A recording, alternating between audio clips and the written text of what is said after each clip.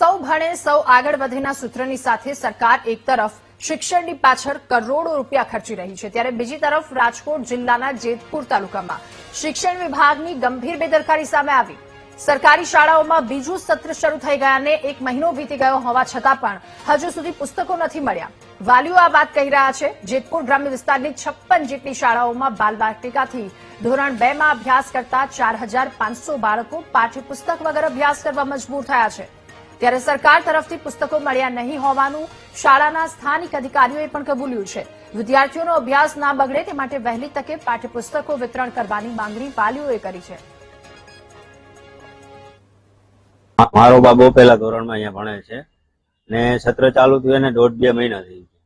હવે પહેલા જ સત્રમાં એવું છે કે ચોપડા જે આપ્યા નથી તો મારો છોકરો ભણશે કે મારો નહીં પણ અહીંયા ગામના બધા લોકોના છોકરા ભણે છે, એ કેવી રીતે આગળ વધશે?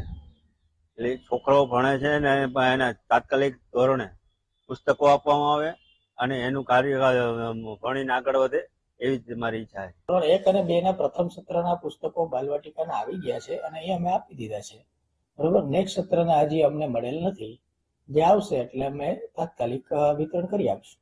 સ્કૂલ કેટલી આવેલી છે?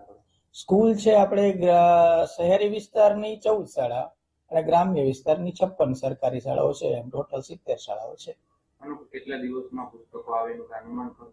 હા, હવે ટૂંક સમયમાં સરકાર ત્યાંથી વિતરણ કરશે અને અમારા કક્ષાએ આવશે એટલે અમે વિતરણ કરી આપશું। 1 થી 12 ધોરણમાં 3 પ્રકારનું સાહિત્ય આવે છે અને બાલવાટિકા અને પહેલા ધોરણની અંદર 28 પ્રકારનું જુદું જુદું સાહિત્ય આવે છે, જે સાહિત્ય સમગ્ર વર્ષ દરમિયાન વિદ્યાર્થીઓએ એની અંદર એક્ટિવિટી બેઝ લર્નિંગના માધ્યમથી કરવાનું હોય છે અને આ માધ્યમથી લગભગ 25 પ્રકાર કરતાં પણ વધારે પ્રકારનું સાહિત્ય ધોરણ 1, 2 અને બાલવાટિકાની અંદર આવી ગયેલું છે, જેના આધારે અત્યારે શૈક્ષણિક કાર્ય આખા રાજકોટ જિલ્લામાં, જેમાં જસદણ તાલુકો પણ આવી ગયો, ખૂબ સારી રીતે ચાલી રહ્યું છે।